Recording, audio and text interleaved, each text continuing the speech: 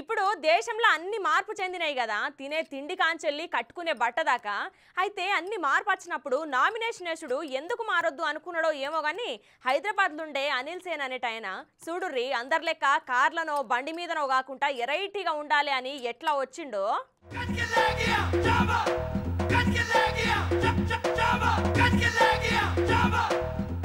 మెడల పూలదండ వేసుకొని ఒంట మీద కూర్చొని రాజస్థాన్ పెళ్లి కొడుకు అవతారంలా మస్తున్నాడులే. అవును, పెళ్లి కొడుకు వెనకెమ్మటి మంది మార్బలం లేదు, అట్లనే ఊరేగింపులా గానా బజానా లేదు. ఇదెక్కడి పెళ్లిరా నాయనా అనుకుంటారా ఎట్లా? అయితే మీరు పెద్ద పొరపాటు చేసినట్టేనుల్లా. ఎందుకంటే ఆయన పెళ్లి కొడుకు కాదు, ఆయన పోయేది పెళ్లి ఊరేగింపుకు కాదు. అయితే పెళ్లి కొడుకు లెక్క ఎందుకు ముస్తాబైండు అని డౌట్ అనుమానం కొడుతుంది కదా.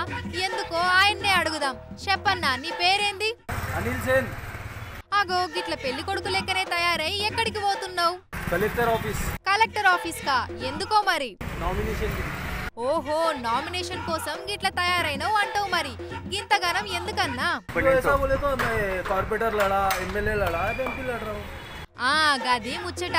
పాత బస్తీ కబూతర్ ఖాన్ లో ఉండే అనిల్ సేన్ గి అన్న హైదరాబాద్ ఎంపీ స్వతంత్ర అభ్యర్థిగా నామినేషన్ వేసేటందుకు రాజస్థానీ స్టైల్లో బట్టలేసుకొని పెండ్లి కొడుకు లెక్క తయారై ఒంట మీద నామినేషన్ వేయనీకి పోయిండు. ఇక సార్ వెనకబట్టి ఉన్న జనాన్ని చూస్తే అది గెలవనీకి వేసే నామినేషన్ లెక్క కొడతలేదు. ఓడిపోయి చరిత్రలో నిలిచిపోనీకే నామినేషన్ వేయనీకి పోతున్నట్టున్నది. అయితే గిట్ల ఓడిపోవుడు సార్కు కొత్త కాదటనుల్లా.